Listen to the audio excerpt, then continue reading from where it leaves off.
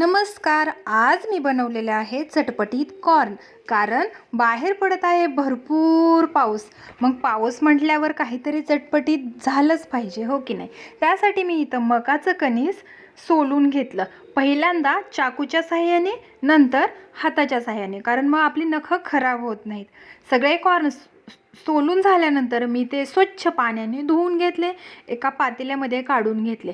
पातेलं गॅसवर ठेवलं, त्याच्यात ग्लासभर पाणी घातलं, 1 चमचा मीठ घातलं आणि छान कॉर्न शिजवून घेतले. तुम्ही हाताने चेक करू शकता कॉर्न शिजले आहेत की नाही ते. त्यानंतर मी त्या एका बाउलमध्ये बाजूला करून घेतले. अर्धा चमचा पॅनमध्ये तेल घातलं, चिमूटभर जिरी घातली, हिरवी मिरची, कढीपत्ता, अर्धा चमचा हळद, थोडंसं चाट मसाला किंवा तुम्ही घरचं तिखटही घालू शकता. थोडंसं मीठ घातलं. आपण अगोदर मीठ घातलेलं आहे त्यामुळं चवीनुसार मीठ घाला. वरून लिंबू पिळून चटपटीत कॉर्न खाण्यासाठी तयार आहे.